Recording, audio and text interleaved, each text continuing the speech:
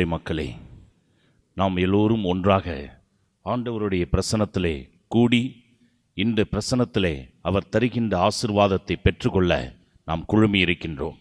இது நமக்கு ஒரு அருமையான சந்தர்ப்பம். ஆண்டவர் நம்முடன் பேச காத்து கொண்டிருக்கின்றார். அன்புக்குரியவர்களே, இயேசுவுடைய சீடர்களில் ஒருவர் சொன்னார், ஆண்டவரே, இங்கே இருப்பது எத்துணை நன்று, நாங்கள் எல்லோரும் இங்கேயே இருக்க ஆசைப்படுகின்றோம் என்று அந்த சீடர் சொன்னார். அப்படியாக இந்த நாளிலே ஆண்டவருடைய பிரசன்னத்தில் நாம் எல்லோரும் கூடியிருப்பது எத்துணை நன்று. அது மட்டுமல்ல, இப்பொழுது ஆண்டவரை புகழ்கின்ற நேரம். ஆண்டவருக்கு புகழ்ச்சி பலிகளை ஏறெடுக்க நம்முடைய வாழ்க்கையில் ஆண்டவர் அநேக ஆசீர்வாதங்களை கொடுக்கின்றார். யோனாவுடைய வாழ்க்கையில் நடந்த ஒரு நிகழ்வு. யோனா திமிங்கலத்து வயிற்றுக்குள்ளே சென்ற பொழுது, யோனா இயல் 2 வசனங்கள் 1 முதல் 8 முடிய வாசிக்கும் பொழுது, அவர் திமிங்கலத்து வயிற்றுக்குள்ளாரிலிருந்து புலம்பிக்கிட்டே இருப்பார். புலம்புறப்பெல்லாம் ஆண்டவர் அவருக்கு பதில் கொடுக்கவே இல்லை. யோனா இயல் 2 வசனம் 9 வாசிக்கும் பொழுது, கடவுளே, நான் உமக்கு புகழ்ச்சி பலி செலுத்துகின்றேன், நன்றி பலி செலுத்துகின்றேன் என்று சொல்லுவார். உடனடியாக 10வது வசனத்திலே ஆண்டவராகிய கடவுள் திமிங்கலத்துக்கு கட்டளையிட்டு அவரை கரையில் கக்க செய்தார் என்று வேதம் சொல்லுகின்றது. அன்புக்குரியவர்களே, புலம்பும் பொழுது ஆண்டவரிடமிருந்து யோனாவுக்கு பதில் வரவில்லை. ஆண்டவர் எப்பொழுது அவர் போற்றினாரோ அப்பொழுதுதான் அவருக்கு விடுதலையை தேவன் கொடுத்தார். இந்த நாளிலே இந்த நற்கரணியில் இருக்கின்ற ஆண்டவரை நாம் எல்லோரும் சேர்ந்து புகழ்வோமா? ஆண்டவரை எக்காலமும் போற்றிடுவே, அவர் புகழ் எப்போதும் என் நாவில் ஒலிக்கும்.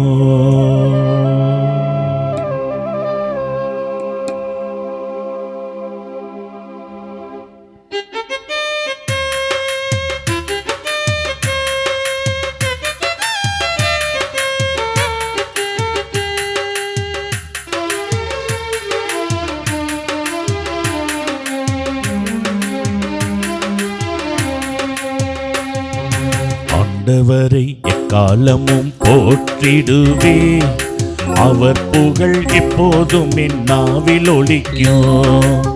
ஆண்டவரை எக்காலமும் போற்றிடுவே, அவர் புகழ் எப்போதும் என் நாவில் ஒலிக்கும். ஆண்டவரை எக்காலமும் போற்றிடுவே, அவர் புகழ் எப்போதும் என் நாவில் ஒலிக்கும்.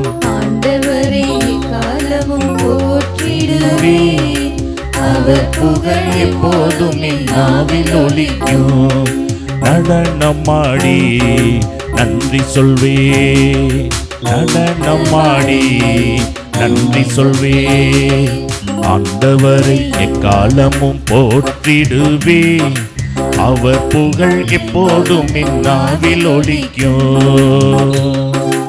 ஆண்டவரே, உம்மோடு இருந்து உம்மை மகிமைப்படுத்துவதற்காக, உம்முடைய நாமத்தை உயர்த்துவதற்காக ஒன்றாக கூடி வந்திருக்கிற ஒவ்வொருவரையும் இந்த நாளிலே ஒப்புக் கொடுக்கிறோம். அப்பா, உம்முடைய அளப்பரிய ஆசீர்வாதம் இந்த நாளிலே ஒவ்வொருவர் மத்தியிலும் கடந்து வருவதாக.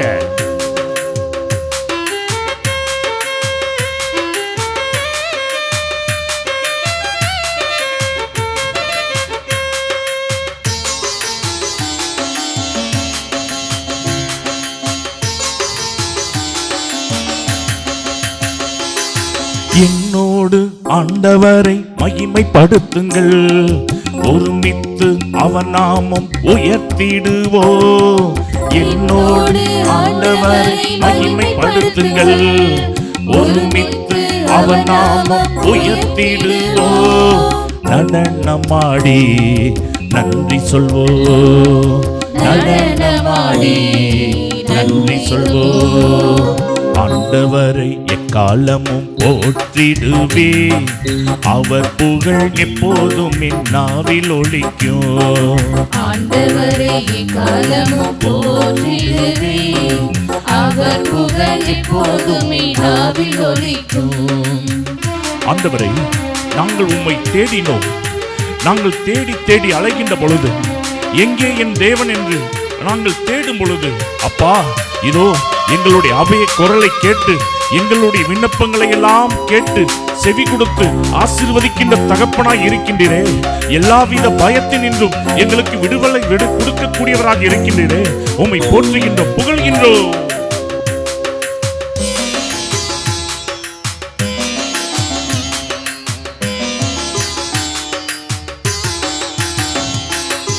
ஆண்டவரை தேடினேன், செவி கொடுத்தா, எல்லாவித பயத்தின் நின்றும் விடுவித்தா. ஆண்டவரை தேடினேன், செவி கொடுத்தா, எல்லாவித பயத்தின் நின்றும் விடுவித்தா. நடனமாடி நன்றி சொல்வோம், நடனமாடி நன்றி சொல்வோம். ஆண்டவரை எக்காலமும் போற்றிடுவே, அவர் புகழ் எப்போதும் என் நாவில் ஒலிக்கும். ஆண்டவரை எக்காலமும் போற்றிடுவே, அவர் புகழ் எப்போதும் என் நாவில் ஒலிக்கும்.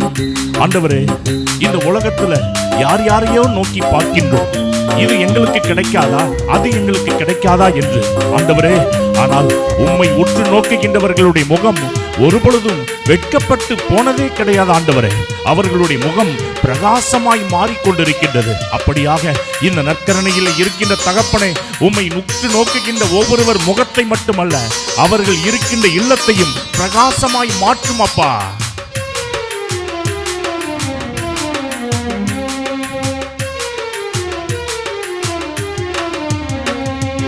அவரை நோக்கி பார்த்ததால் பிரகாசமானே, எனது முகம் வெட்கப்பட்டு போகவே இல்லை. அவரை நோக்கி பார்த்ததால் பிரகாசமானே, எனது முகம் வெட்கப்பட்டு போகவே இல்லை. நடனமாடி நன்றி சொல்வோம், நடனமாடி நன்றி சொல்வோம். ஆண்டவரை எக்காலமும் போற்றிடுவே, அவர் புகழ் எப்போதும் என் நாவில் ஒலிக்கும். ஆண்டவரை எக்காலமும் போற்றிடுவே, அவர் புகழ் எப்போதும் என் நாவில் ஒலிக்கும். இந்த ஏழை கூப்பிடும் பொழுது, அப்பா, நெருக்கடியான வேளையிலே உம்மை நோக்கி அப்பா என்று கதறும் பொழுது, எங்கள் குரலை கேட்டு, எங்கள் அபய குரலை கேட்டு, மகனே மகளே என் அருகில் வா என்று அழைக்கக்கூடிய தகப்பனே, இந்த வேளையிலே உம்மை போற்றுகின்றோம், புகழ்கின்றோம்.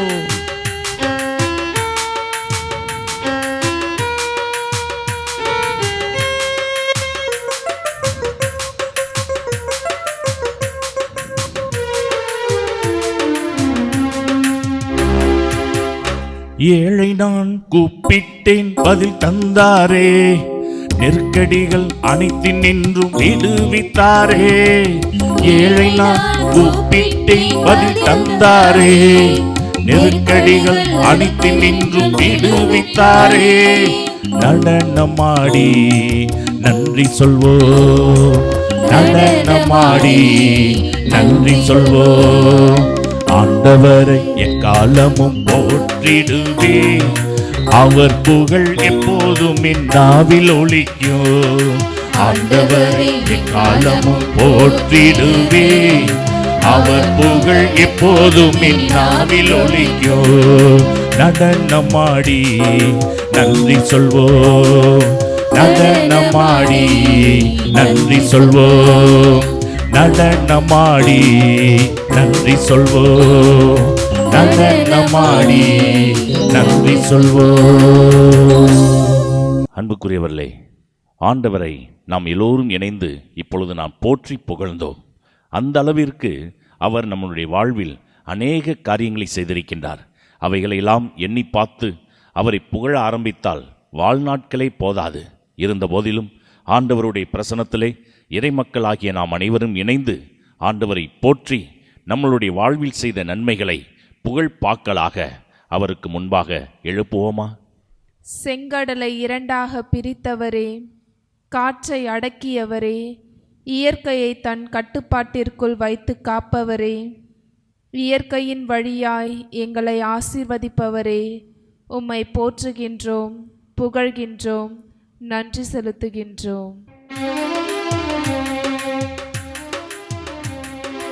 ஆண்டவரை எக்காலமும் போற்றிடுவே, அவர் புகழ் எப்போதும் என் நாவில் ஒலிக்கும். ஆண்டவரை எக்காலமும் போற்றிடுவே, அவர் புகழ் எப்போதும் என் நாவில் ஒலிக்கும். தாவீது தாவீதுடன் இருந்து அவரை ஆசீர்வதித்தவரே, அவர் சென்ற இடங்களில் எல்லாம் வெற்றியை தந்தவரே, இன்று எங்கள் இடையூறுகளின் மத்தியில் உடன் இருந்து வெற்றியை நல்கும் ஆண்டவரே, உம்மை போற்றுகின்றோம், புகழ்கின்றோம், ஆராதிக்கின்றோம்.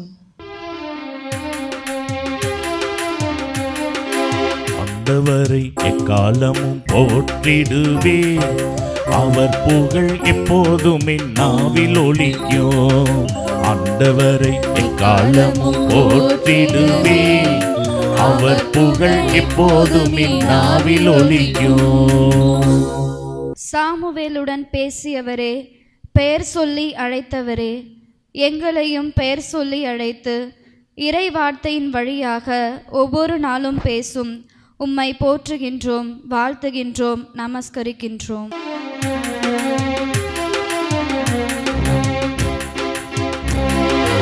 ஆண்டவரை எக்காலமும் போற்றிடுவே, அவர் புகழ் எப்போதும் என் நாவில் ஒலிக்கும்.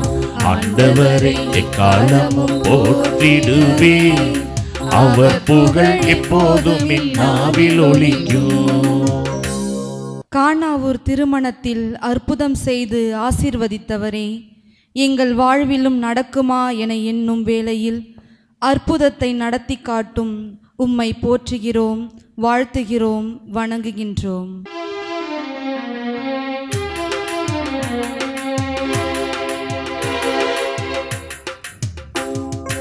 ஆண்டவரை காலமும் போற்றிடுவே, அவர் புகழ் எப்போதும் என் நாவில் ஒலிக்கும்.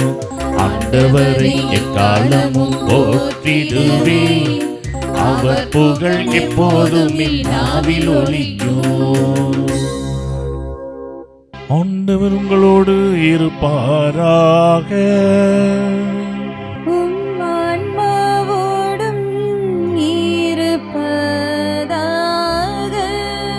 மார்க்கு எழுதிய தூய நற்செய்தியிலிருந்து வாசகம்.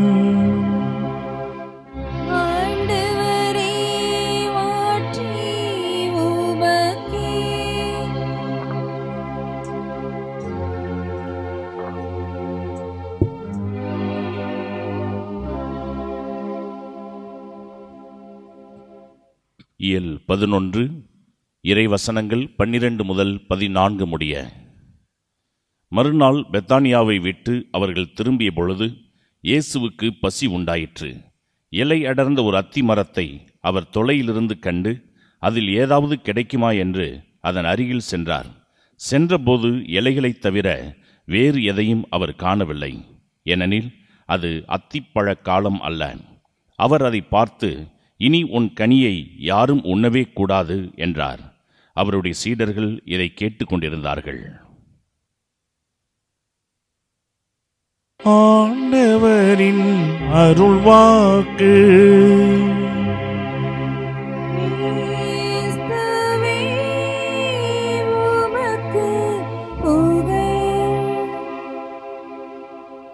இயேசு கிறிஸ்துவில் பிரியமான எனது அருமை சகோதரர்களே, சகோதரிகளை, ஆண்டவர் நம்மை கனித்தரக்கூடியவர்களாக வாழ வேண்டும் என்று அழைப்பு விடுக்கின்றார். அதன் அடிப்படையில்தான் இன்று ஒரு நற்செய்தியை எடுத்து வாசித்தோம். இயேசு கிறிஸ்து அந்த மரத்திலே கனியை தேடினார், ஆனால் அந்த மரம் கனியை தரவில்லை. இயேசுவுக்கு ஏமாற்றத்தை கொடுத்தது என்று பார்க்கின்றோம். இன்று நம்மளுடைய திருச்சபையிலே கிறிஸ்தவர்களை 5 வகைகளாக பிரிக்கலாம்.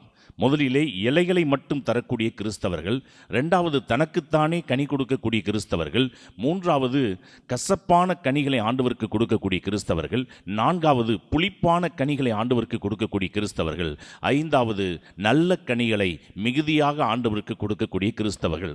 இப்படியாக 5 வகையான கிறிஸ்தவர்களை நம்மளுடைய திருச்சபையிலே பார்க்க முடியும்.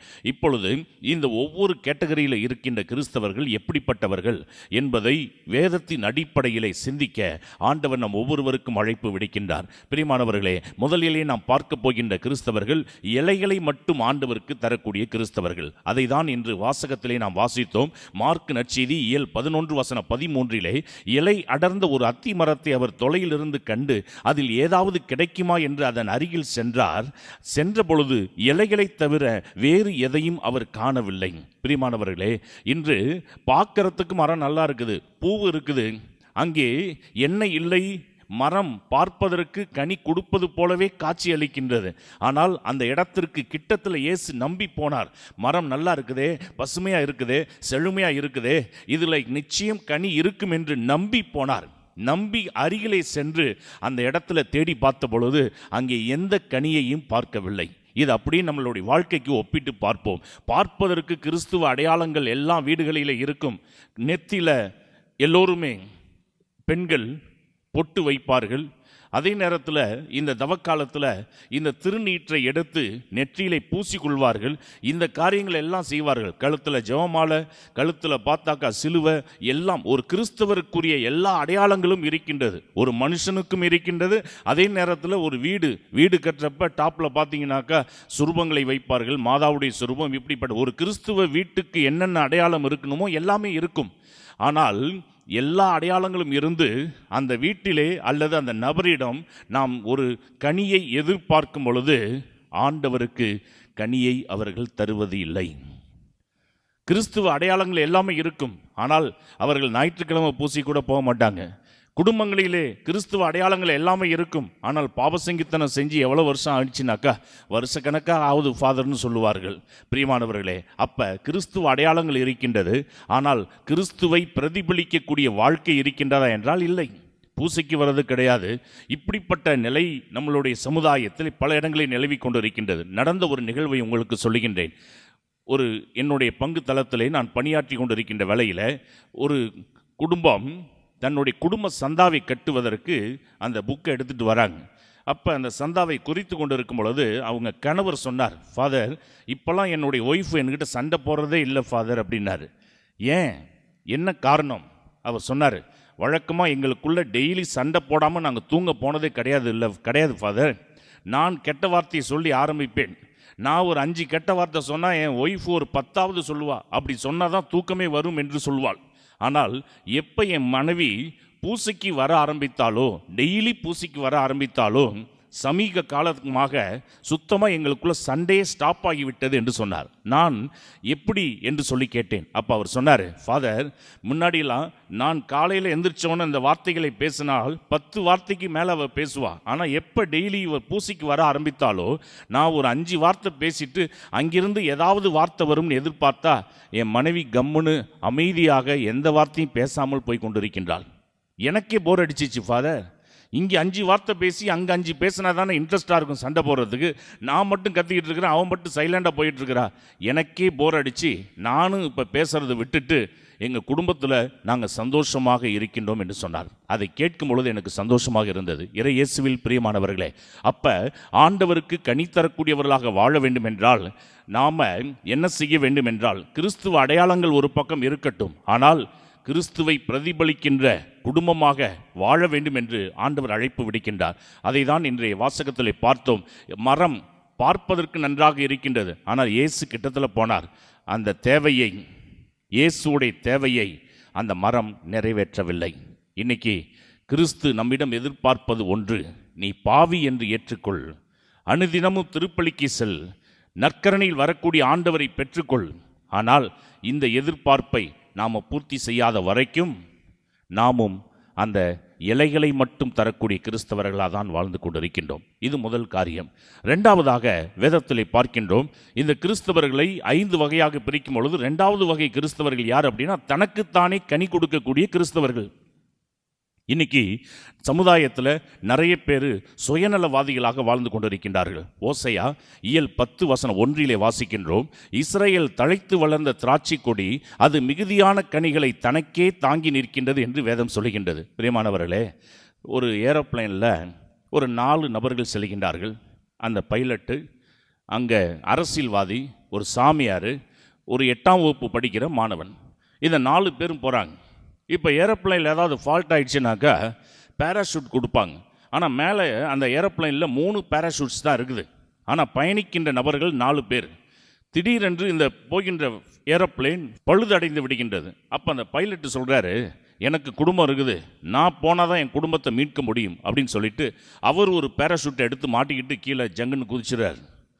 அடுத்து 2வதாக அரசியல்வாதி எந்திரிச்சார். அவர் சொன்னார், இந்த பாருங்க, நான் மக்களுக்கு எவ்வளவோ வாக்குறுதிகளை கொடுத்துருக்குறேன், நான் போனால் தான் அந்த வாக்குறுதிகளை எல்லாம் நிறைவேற்ற முடியும், அதனால் நீங்கள் எப்படியாவது பொழைச்சிங்க, நான் போகிறேன்னு சொல்லிட்டு அவர் ஒரு பேராஷூட்டை எடுத்து மாட்டிக்கிட்டு அவரும் குதிச்சிட்டார்.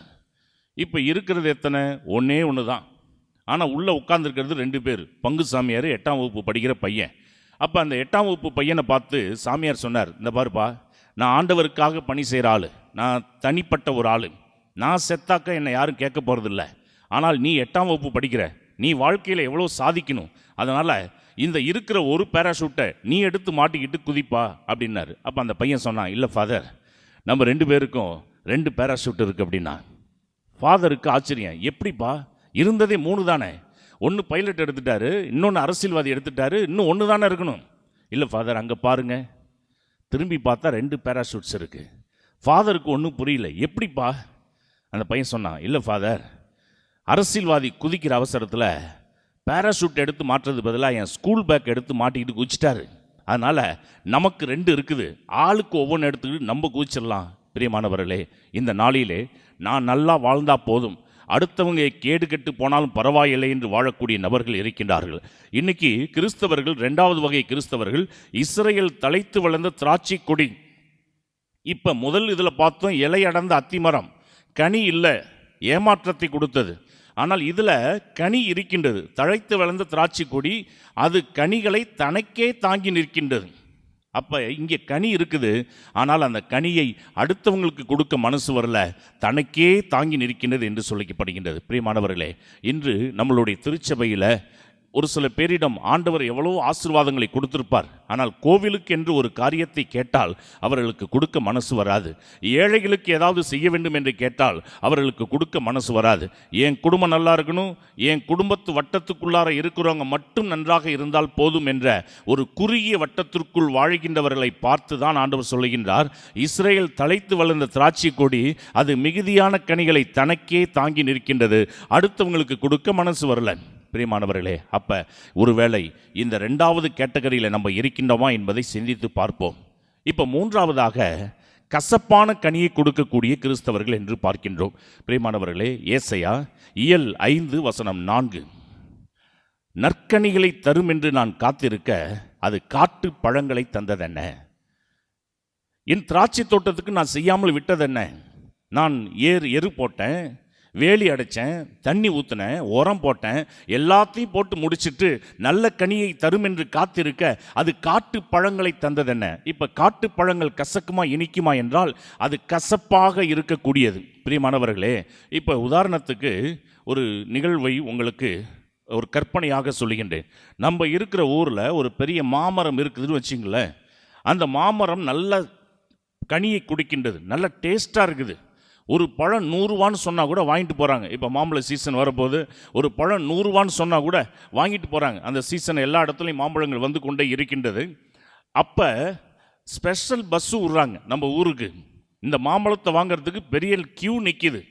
கற்பனை பண்ணி பாருங்கள், அப்படிப்பட்ட ஒரு நிலை இருந்தால் எப்படி இருக்கும். எல்லா டிவி சேனல்ஸும் இருக்கிற ஆட்கள் எல்லாம் நம்ம ஊரை தேடி வராங்க. மாம்பழ சீசன் இங்கே தொடங்கி விட்டது, எல்லாரும் மக்கள் கூடி கொண்டு இருக்கின்றார்கள். அதை பார்க்கும் பொழுது நமக்கெல்லாம் ஒரே பெருமையாக இருக்குது. 5 வருஷம் அந்த மரம் நல்ல கனியை கொடுக்குது, நம்ம ஊர் ரொம்ப ஃபேமஸ் ஆகுது. இந்த ஒரு மரம் நல்ல கனியை கொடுக்கறதுனால ரொம்ப ஃபேமஸ் ஆகுது. திடீர்னு 5வது வருஷம் அந்த கனி கசக்க ஆரம்பிக்கின்றது. முன்னாடி இருந்த அந்த டேஸ்ட் இப்போ இல்லை. அப்போ எல்லாரும் உட்காந்து டிஸ்கஸ் பண்ணுறாங்க அந்த ஊருக்காரவங்க, 5 வருஷம் இந்த மரம் நல்ல கனியை தானே கொடுத்துச்சு, இப்போ ஏன் இந்த மரத்தில் இருக்கிற கனி கசக்குது? அப்போ ஒருத்தர் ஐடியா சொல்கிறார், சுற்றி மரத்தை தோண்டி பாருங்க அப்படின்னு. அப்படி தோண்டி பார்த்தால் பக்கத்தில் இருக்கிற வேப்ப மரத்தோட வேறு இதோட ஜாயிண்ட் ஆகி அதனுடைய சாறு இதில் ஏற ஆரம்பித்து விட்டது. இந்த மரத்தில் இருக்கிற பழம் கசக்க ஆரம்பித்து விட்டது. இது அப்படியே நம்ம வாழ்க்கைக்கு ஒப்பிட்டு பார்ப்போம். கசப்பான கனியை கொடுக்கின்ற கிறிஸ்தவர்கள் என்றால் என்ன அர்த்தம் அப்படின்னா, நான் தொடக்கத்தில் நல்ல கனியை கொடுத்துக்கிட்டு இருக்கலாம், ஆனால் சேர்கின்ற சேர்மானம் சரியில்லை என்றால் ஒரு சில பேருக்கு சிகரெட் அடிப்பது, ஒரு சில பேர் எப்பொழுதுமே தண்ணி அடிப்பது, இன்னும் சில கெட்ட பழக்க வழக்கங்கள், இது எல்லாம் இருக்கின்ற ஒரு நபர்களோடு நாம் சேர்ந்து கொண்டோம் இருந்தால் அவர்களுடைய குணங்கள் நம்மளையும் பாதிக்கும் என்று சொல்கின்றார். பிரியமானவர்களே, நான் பெங்களூரில் லோகோஸ் என்று சொல்லக்கூடிய ரெட்ரீட் சென்டரில் ஒரு தியானத்தை கொடுக்க சென்றிருந்தேன். அங்கே நடந்த ஒரு விசித்திரமான நிகழ்வு. அந்த சிறுமிக்கு அடுத்த நாள் பிறந்த நாள். இப்போ அந்த தியானத்தில் கலந்துக்க நிறைய மக்கள் வந்திருக்கிறாங்க. ஒரு நபருக்கு 500 ரூபாய் என்று அந்த தியானம் அட்டன் பண்ணுவதற்கு அங்கே கொடுக்க வேண்டும். அதை பே பண்ணி தான் அவர்கள் தியானம் அங்கே அட்டன் பண்ணுறாங்க மக்கள். ஏன்னா அந்த 500 ரூபாங்கிறது ரொம்ப குறைவான ஒரு அமௌண்ட். ஏனென்றால் அந்த தியானம் 4 நாள் எல்லாருக்கும் சாப்பாடு போட்டு அந்த தியானத்தை வழி நடத்துகின்றார்கள். ஆகவே இந்த தியானத்தில் கலந்துக்கிறதுக்கு அந்த சிறுமி வந்திருந்தால் அடுத்த நாள் பிறந்த நாள். அப்போ அவங்க அப்பா கிட்ட முதல் நாள் போய் கேட்டிருக்கிறா, அப்பா நாளைக்கு எனக்கு பிறந்த நாள், எனக்காக எவ்வளவு செலவு பண்ணுவீங்க நீங்கள் அப்படின்னு. அப்போ அவங்க அப்பா சொல்லியிருக்காரு, ஏன் மக உனக்காக நான் 5000 ரூபா செலவு பண்ணுவேன். அப்போ அந்த மக கேட்டா, அந்த 5000 ரூபாயை நீங்கள் கடையில் போய் எனக்கு எதுவும் வாங்கி தர வேண்டாம், அந்த 5000 ரூபாயை எனக்கு இப்போவே கொடுங்கன்னு சொல்லி அந்த மக கேட்டான். சரி, எதுக்காக கேட்குறான்னு அந்த அப்பாவுக்கு புரியல. ஆனால் 5000 ரூபாயை தூக்கி கொடுத்துட்டார் மகள்கிட்ட. அடுத்த நாள் தான் ஒரு உண்மை தெரிந்தது. என்னவென்றால், தியானம் பங்கெடுப்பதற்கு ஒரு 10 நபர்கள் 500 ரூபா கொடுத்து அந்த தியானத்தில் அட்டன் பண்ண முடியாத அந்த நபர்களுக்கு இந்த 5000 ரூபாயை தனது சார்பாக பிறந்த நாளின் ஒரு கிஃப்டாக, ஒரு அன்பளிப்பாக இந்த 10 பேருக்கு 500 ரூபா என்ற விதம் அங்கே செலுத்தி அந்த 10 பேரை தியானத்தில் அட்டன் பண்ணுவதற்கு இந்த சிறுமி உதவி செய்திருக்கின்றாள் என்பதை அடுத்த நாள் தான் எல்லாருக்கும் தெரிய வந்து அவங்க அம்மாவும் அப்பாவும் கண் கலங்கி, எங்களுக்கு இப்படி ஒரு குழந்தையை கொடுத்த ஆண்டவருக்கு நன்றி சொல்கின்றோம் என்று சாட்சி சொன்னார்கள். பிரியமானவர்களே, ஆகவே நம்மளுடைய நற்குணங்கள் தான் நம்மை ஆண்டவரோடு இணைக்கின்றது. ஆண்டவர் நல்லவர், அவரோடு என்றும் இணைந்து இருந்தோம் என்றால் நம்மை தொடர்ந்து ஆண்டவர் ஆசீர்வதிப்பார். நாம் நன்மையான காரியங்களை இந்த சமுதாயத்தில் செய்து நாம் மோட்சம் செல்வதற்கு இவ்வுலகிலே நம்மையே தயாரித்து கொள்ள முடியும். ஆகவே முதல் வகை கிறிஸ்தவர்கள் இலைகளை மட்டும் தரக்கூடிய கிறிஸ்தவர்கள், 2வது வகை கிறிஸ்தவர்கள் தனக்குத்தானே கனி கொடுக்கக்கூடிய கிறிஸ்தவர்கள், 3வது வகை கிறிஸ்தவர்கள் கசப்பான கனியை ஆண்டவருக்கு கொடுக்கக்கூடிய கிறிஸ்தவர்கள். இப்போ 4வது வகை கிறிஸ்தவர்கள் யார் என்றால் புளிப்பான கனிகளை ஆண்டவருக்கு கொடுக்கக்கூடிய கிறிஸ்தவர்கள். எசேக்கியேல் 18:2 வாசிக்கின்றோம், புளித்த திராட்சை பழங்களை பெற்றோர் தின்ன பிள்ளைகளுடைய பல் கூசிற்றாம் என்று. பிரியமானவர்களே, இப்போ பெற்றோர் யார் சாப்பிட்றாங்களோ புளிச்ச பழங்களை அவங்களுக்கு தான் பல்லு கூசணும். ஆனால் வேதம் சொல்லுகின்றது, புளித்த திராட்சை பழங்களை பெற்றோர் தின்ன பிள்ளைகளுடைய பல் கூசிற்றாம். இது எப்படி நடக்கும் என்று யோசிக்கலாம். பிரியமானவர்களே, இப்போ நம்ம வீடுகளெல்லாம் மாவு அரைப்போம், இட்லிக்கு தோசைக்கு மாவு அரைப்போம். நேற்று அரைச்ச மாவு இப்போ வெயில் காலமாக இருக்குது, கண்டிப்பாக புளிப்பு ஏறி இருக்கும். இப்போ இன்னைக்கு ஃப்ரெஷ்ஷாக மாவு அரைக்கிறீங்க, அது புளிக்கணும்னா நம்ம என்ன பண்ணணும்? நேற்று அரைச்ச மாவை இன்றைக்கி அரைச்ச மாவோட லேசாக கொஞ்சம் சேர்த்தோம்னா அடுத்த அரை மணி நேரத்துக்குள்ளே மாவு முழுக்க புளிப்பு ஏறிடும். இதை தான் பவுலடியார் சொல்கிறாரு, வேதத்திலே நாம் வாசிக்கின்றோம்.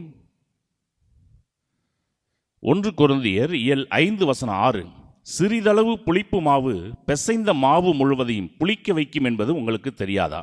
இதை அப்படியே நம்ம வாழ்க்கைக்கு ஒப்பிட்டு பார்ப்போம். பிள்ளைங்க பிசைஞ்ச மாவாக இருக்கிறாங்க, பெற்றோர்கள் புளிச்ச மாவாக இருக்கிறாங்க. இந்த புளிச்ச மாவும் பிசைஞ்ச மாவும் ஒரே வீட்டில் இருந்தால் என்னாகும்? மாவு முழுக்க உடனடியாக புளிப்பு ஏறிவிடும். அதை தான் வேதம் சொல்கின்றது, புளித்த திராட்சை பழங்களை பெற்றோர் தின்ன பிள்ளைகளின் பல் கூசிற்றாம். பெற்றோர்கள் செய்கிற தப்பு அவங்களோட முடிந்து போவது கிடையாது. அது எங்கே தொடர்கின்றது என்றால் அதனுடைய விளைவு பிள்ளைகளுக்கு சேர்ந்து விடுகின்றதாம். ஒரு பள்ளிக்கூடத்தில் வாத்தியார் பாடம் நடத்துகிறாரு, எலக்ட்ரிசிட்டியை பற்றி பாடம் நடத்துகிறாரு. எலக்ட்ரிசிட்டிங்கிற வார்த்தையை போர்டில் எழுதி போட்டு அந்த மாணவர்களை பார்த்து ப்ரொனவுன்ஸ் பண்ணுங்கடா எலக்ட்ரிசிட்டி. அப்போ எல்லாரும் எலக்ட்ரிசிட்டிங்கிறப்ப ஒருத்தன் மட்டும் எலக்ட்ரிக் குட்டி அப்படின்னு இருக்கான். வாத்தியார் சொல்லியிருக்கிறாரு, இல்லை எலக்ட்ரிக் குட்டி இல்லைடா எலக்ட்ரிசிட்டி. அரை மணி நேரம் கிளாஸ் எடுத்துருக்கிறாரு, அவன் வாயிலிருந்து எலக்ட்ரிசிட்டிங்கிற வார்த்தையே வரல, எலக்ட்ரிக் குட்டின்னு இருக்கிறான். உடனே பையனை திட்டி, நாளைக்கு உங்கள் அப்பாவை அழைச்சிட்டு வாடான்னு இருக்காரு. அடுத்த நாள் அவங்க அப்பா வந்திருக்கிறாரு, என்னையா புள்ள வளர்க்குற, நேற்று உன் பையனுக்கு எலக்ட்ரிசிட்டியை பற்றி பாடம் நடத்தின அரை மணி நேரம் அவன் வாயிலிருந்து எலக்ட்ரிசிட்டிங்கிற வார்த்தையே வரல, எலக்ட்ரிக் குட்டிங்கிறான், என்ன குடும்பம் அது? வந்தவர் சொல்லியிருக்கிறார், சார் அவனுடைய கெப்பா குட்டியே இவ்வளோதான் சார், விடுங்க சார் அப்படின்னு இருக்காரு. கெப்பா சிட்டியா, கெப்பா குட்டி, இவருக்கு 1/2 மணி நேரம் கிளாஸ் எடுத்துருக்கிறாரு.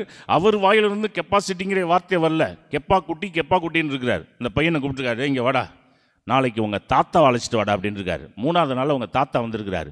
என்னையா குடும்பம் அது?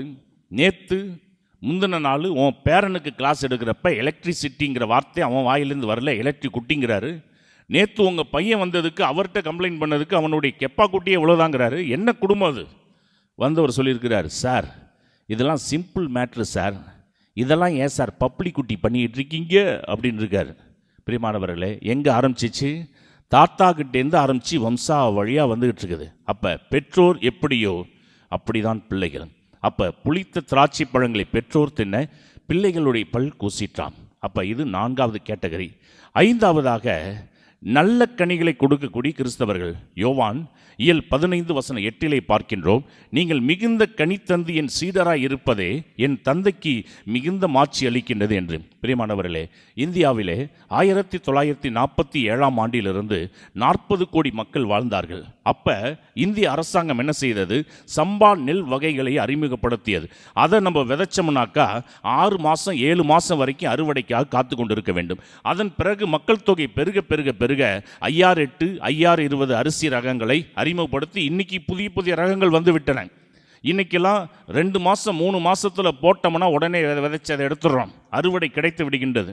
அப்போ ஒரு காலத்தில் 7 மாதம் 6 மாதம் காத்துக்கிட்டு இருந்த நிலம் மாறி இன்னைக்கு 2 மாதத்துலேயே இவ்வளோ கனிகளை நம்ம எடுக்கிறோம். அப்படின்னா என்ன காரணம்? மக்கள் தொகை பெருக்கம்தான் காரணம். அப்போ இந்திய அரசாங்கமே மக்கள் தொகை பெருக பெருக பெருக அதிக கனிகளை எதிர்பார்க்குறப்ப பரலோக அரசாங்கத்தில் இருக்கின்ற ஆண்டவர் அவரை பின்பற்றக்கூடிய மக்கள் அதிகமாக ஆக நம்மிடமிருந்து அதிக கனிகளை எதிர்பார்க்க மாட்டாரா? நிச்சயம் எதிர்பார்ப்பார். ஆகவே இந்த 5 வகையான கிறிஸ்தவர்களை நம்ம ஆண்டவருக்கு இலையை மட்டும் கொடுக்கிற கிறிஸ்தவர்களாக இருக்கின்றோமா? அல்லது தனக்குத்தானே கனி கொடுக்கக்கூடிய சுயநல கிறிஸ்தவர்களாக வாழ்ந்துகிட்டு இருக்கிறோமா? அல்லது கசப்பான கனியை கொடுக்கின்றவர்களாக வாழ்கின்றோமா? அல்லது புளிப்பான கனிகளை கொடுக்கக்கூடியவர்களாக வாழ்கின்றோமா? இந்த 4 கேட்டகரியில் ஏதாவது ஒரு நிலையில் இருந்தோம் என்றால் அதிலிருந்து நம்மை மாற்றிக்கொண்டு மிகுந்த கனி தரக்கூடிய கிறிஸ்தவர்களாக நம்மை ஆண்டவர் மாற்றுவாராக. ஆண்டவர் தொடர்ந்து நம்மை ஆசீர்வதிக்கட்டும். தொடர்ந்து நம்மை முழுமையாக ஆண்டவருடைய பிரசன்னத்திலே அர்ப்பணிப்போம். ஆமேன். அன்புக்குரியவர்களே, ஆண்டவர் நமக்கு எவ்வளவோ நன்மையான காரியங்களை எல்லாம் செய்திருக்கின்றார். ஆண்டவரை விட்டு நம்ம தூரத்தில் போகிறப்பெல்லாம் மகனே மகளே என்று நம்மை அழைத்து நாம் கேட்பதற்கு மேலாக அவர் கொடுத்திருக்கின்ற தேவன். ஆகவே அந்த ஆண்டவரை இப்பொழுது நடனமாடி ஸ்தோஸ்தரிப்பேன் என்ற பாடலின் வழியாக அவரை போற்றி துதிப்போமா?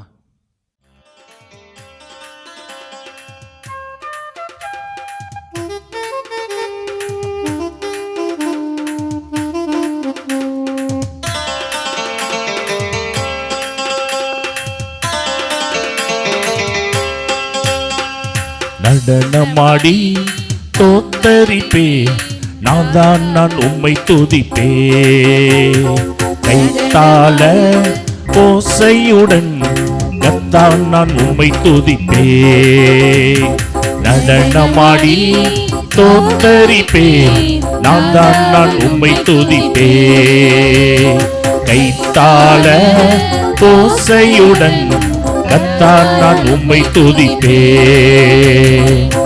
ஆண்டவரே, ஆகார் என்ற ஒரு பெண் தண்ணீருக்காக பாலைவனத்திலே சுத்தி வந்த பொழுது அந்த இடத்திலே ஒரு குறிப்பிட்ட இடத்திலே நீ தண்ணீரை கொடுத்து அந்த பெண்ணுடைய தாகத்தை தீர்த்தவரே.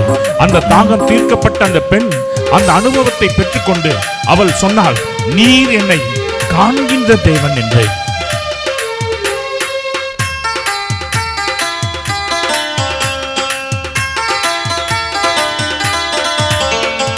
காண்பவரே, காப்பவரே, கருணை உள்ளவரே, காண்பவரே, காப்பவரே, கருணை உள்ளவரே, காலமெல்லாம் வழி நடத்தும் கண்மலையே தோத்திரம், காலமெல்லாம் வழி நடத்தும் கண்மலையே தோத்திரம்.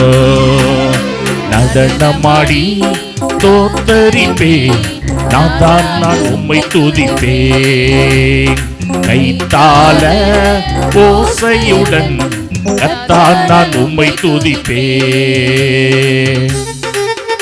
வல்லமையான அற்புதங்களை செய்கின்ற தகப்பனே, இதோ எங்கள் ஒவ்வொருவரை வரங்களால் நிரப்புகின்றவரை, இந்த நாளிலே யார் யார் எந்த வரத்தை கேட்டு உம்மிடம் செபித்துக் கொண்டிருக்கின்றார்களோ அந்த வரத்தை ஒவ்வொருவர் மத்தியிலும் நீர் கொடுப்பீராக.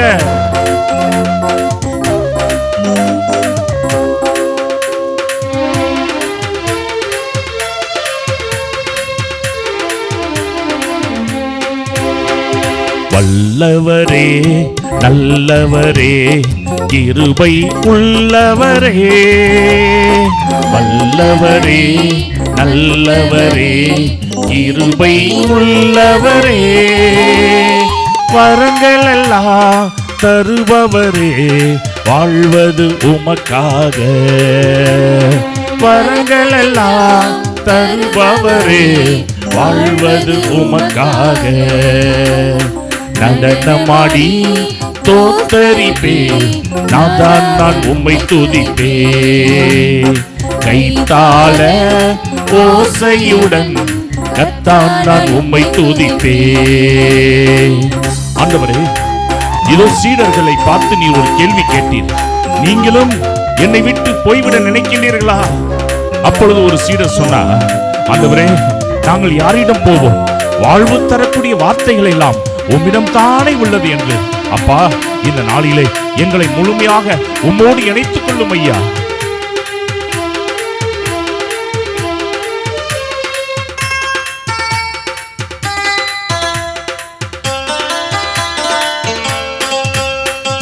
ஆண்டவரே, உம்மை பிரிந்து யாரிடத்தில் போவோ?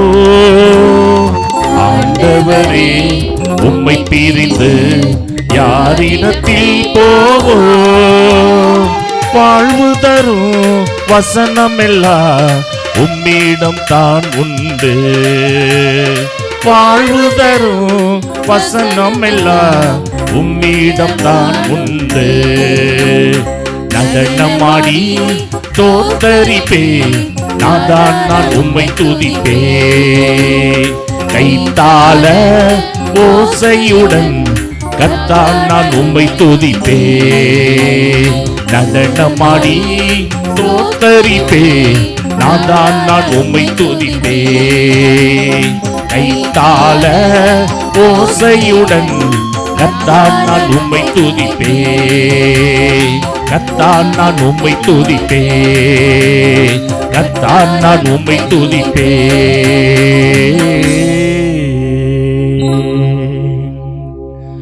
நடனமாடி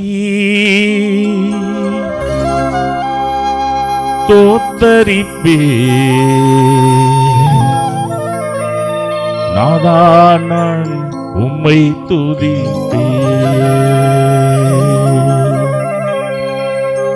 கைத்தாள ஓசையுடன் கர்த்தான் நான் உம்மை துதிப்பே.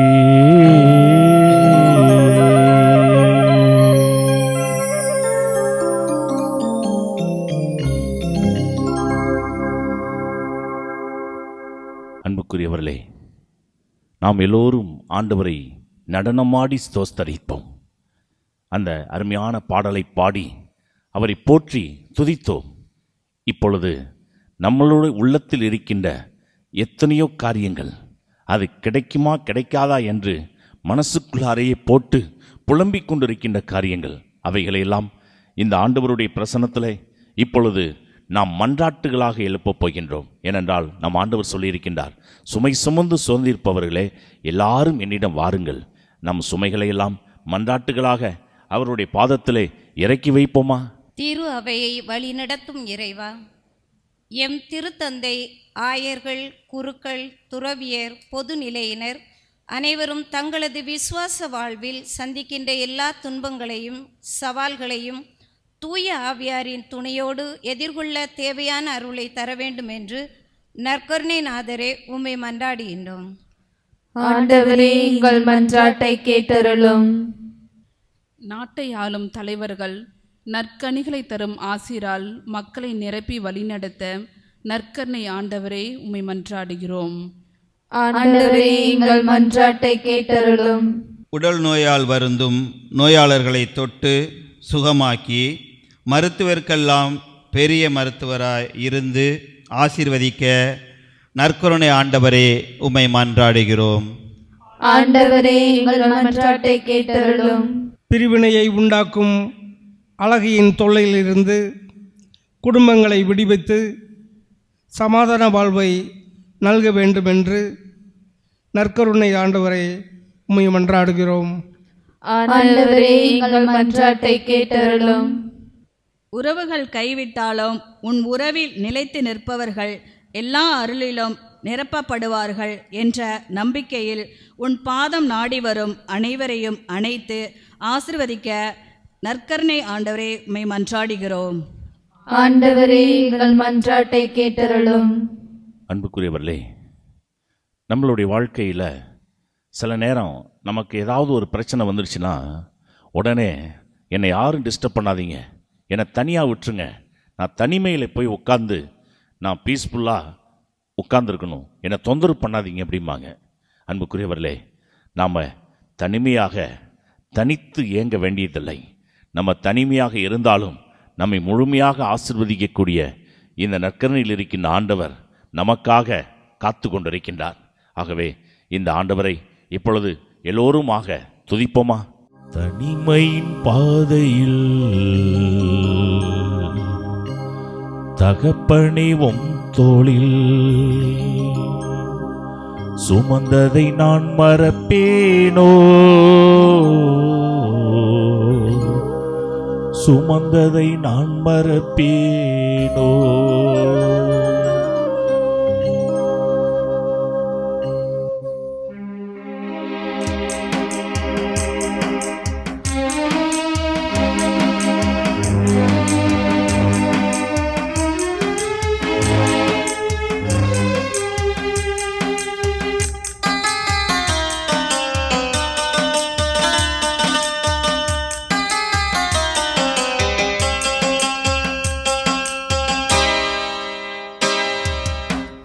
தனிமையின் பாதையில் தகப்பனைவும் தோளில் சுமந்ததை நான் மறப்பேனோ, சுமந்ததை நான் மறப்பேனோ. தனிமையின் பாதையில் தகப்பனைவும் தோளில் சுமந்ததை நான் மறப்பேனோ, சுமந்ததை நான் மறப்பேனோ. எத்தனை அன்பு என்மே, எத்தனை பாசம் என்மே, எத்தனை அன்பு என்மே, எத்தனை பாசம் என்மே. இதற்கு ஈடு என்ன தருவேனா, இதற்கு ஈடு என்னை தருவேனா, இதற்கு ஈடு என்ன தருவேனா, இதற்கு ஈடு என்னை தருவேனா. தனிமையின் பாதையில் தகப்பனைவும் தோளில் சுமந்ததை நான் மறப்பேனோ, சுமந்ததை நான் மறப்பேனோ. ஆண்டவரே, உம்முடைய சன்னிதானத்திலே முழங்கால் படியிட்டு ஜெபித்துக் கொண்டிருக்கிற ஒவ்வொருவரையும் உம் சமூகத்தில் ஒப்பு கொடுக்கிறோம் அப்பா. இதோ கடன் பிரச்சனையோடு வந்திருக்கிற பிள்ளைகள் உண்டு, ஒரு குடும்பத்திலே திருமணம் ஆகவில்லை என்று வந்திருக்கிற பிள்ளைகள் உண்டு, திருமணமாகியும் குழந்தை இல்லை என்று ஜெபித்துக் கொண்டிருக்கின்ற பிள்ளைகள் உண்டு. குடும்பத்தில் எப்பொழுதும் சமாதானம் இல்லை, எப்பொழுதும் சண்டை சச்சரவு, இப்படிப்பட்ட பிரச்சனைகளுக்குள்ள வாடி வதங்கி எங்கே போவது, இந்த பிரச்சனையை யாரிடம் சொல்வது என்று தெரியாமல் அங்கலாய்த்துக் கொண்டிருக்கின்ற பிள்ளைகள் உண்டு. அப்பா, உங்க சன்னிதானத்தில் இந்த நாளிலே ஜெபித்துக் கொண்டிருக்கின்ற ஒவ்வொருவர் மத்தியிலும் உம்முடைய கிருபையின் வல்லமை இறங்கட்டும், அபிஷேகத்தால் நிரப்பும் அப்பா.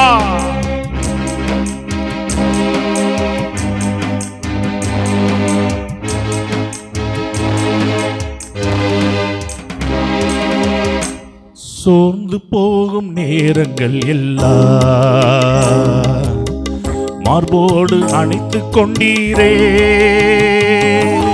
சோர்ந்து போகும் நேரங்கள் எல்லாம் மார்போடு அணைத்துக் கொண்டீரே, கண்ணீரை கணக்கில் வைத்தீரே, ஆறுதல் எனக்கு தந்தீரே, என் கண்ணீரை கணக்கில் வைத்தீரே, ஆறுதல் எனக்கு தந்தீரே.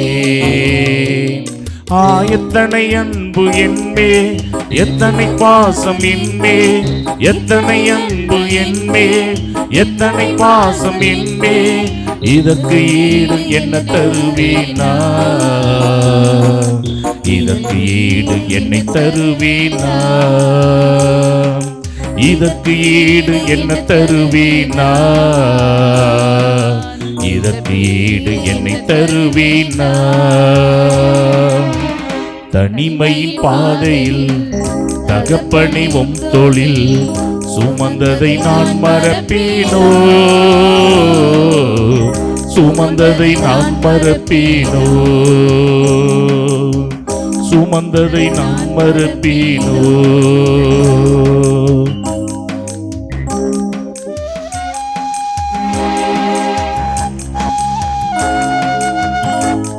ஆண்டவரே, உங்க முன்னிலையிலே ஜெபித்துக் கொண்டிருக்கிற ஒவ்வொருவரையும் ஒப்புக் கொடுக்கிறோம். அந்த சாலமோனுக்கு கொடுத்த அதே ஞானத்தால் இந்த பிள்ளைகளை நிரப்புவீராக. படித்துக் கொண்டிருக்கின்ற பிள்ளைகளுடைய எதிர்காலங்களை வளமாக்கி தாரும் ஆண்டவரே. அப்பா, இந்த நாளிலே எதிர்காலத்தை வளர்ச்சி பாதையிலே கொண்டு செல்வதற்கு இருக்கிற தடைகளை நீக்கி போடும். உலக காரியங்கள் ஒருபொழுதும் இவர்கள் பிள்ளைகளை ஆட்டி படைக்காதபடிக்கு அதிலிருந்து இவர்களுக்கு ஒரு விடுதலையை கொடுப்பீராக. உம்முடைய கிருபையின் வல்லமை இறங்கட்டும். அபிஷேகத்தால் நிரப்பும். வேலை வாய்ப்புக்காக ஜெபிக்கின்ற பிள்ளைகளை ஒப்புக் கொடுக்கிறோம். அந்த வேலை வாய்ப்பை அவர்களுக்கு ஏற்படுத்தி கொடுப்பீராக. உடல்ல வியாதியை சுமந்து மாத்திரை மருந்து சாப்பிட்டுக்கிட்டு இருக்கிற பிள்ளைகள் உண்டு. அந்த பிள்ளைகளுக்கு மாத்திரை மருந்துக்கு அப்பாற்பட்டு உம்முடைய ஆசீர்வாதம் ஒவ்வொருவர் மத்தியிலும் கடந்து வருவதாக. அவர்கள் மத்தியில் உம்முடைய கிருபை இறங்கட்டும். அபிஷேகத்தின் வல்லமை இறங்கட்டும். அப்பா, இங்கிருந்து ஒரு வார்த்தை சொல்லும். ஒவ்வொரு வீட்டிலும் அற்புதம் நடக்கும். உம்முடைய பிரசனம் ஒவ்வொரு வீட்டிற்கும் செல்லட்டும். அந்த வீட்டில் இருக்கிற மன மகிழ்ச்சி இல்லாத பிள்ளைகளை சந்தித்து அவர்கள் குடும்பத்திலே மகிழ்ச்சியை கொடும், ஆசீர்வாதத்தை கொடும், சமாதானத்தை கொடும். உச்சம் தலைமுதல் உள்ளம் பாதம் வரை உம்முடைய அபிஷேகத்தின் வல்லமை ஒவ்வொருவர் மத்தியிலும் இறக்கப்படுவதாக. ஒப்புக் கொடுக்கிறோம், ஒப்புக் கொடுக்கிறோம், ஒப்புக் கொடுக்கிறோம். இறங்கி வாரும் அபிஷேக வல்லமை, அபிஷேக வல்லமை ஒவ்வொருவர் மத்தியிலும் இறங்க இறங்க ஒப்புக் கொடுக்கிறோம். நன்றி இயேசுவே, நன்றி இயேசுவே, நன்றி இயேசுவே, நன்றி இயேசுவே. தனிமையின் பாதையில் தகப்பனே உம் தோளில் சுமந்ததை நான் மறப்பேனோ,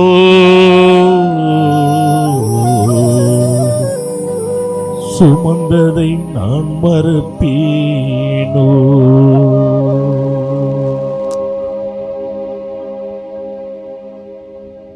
இப்பொழுது மாண்பியர் கீதத்தை பாடி ஆண்டவர் தருகின்ற ஆசீர்வாதத்தை பெற்றுக்கொள்வோம்.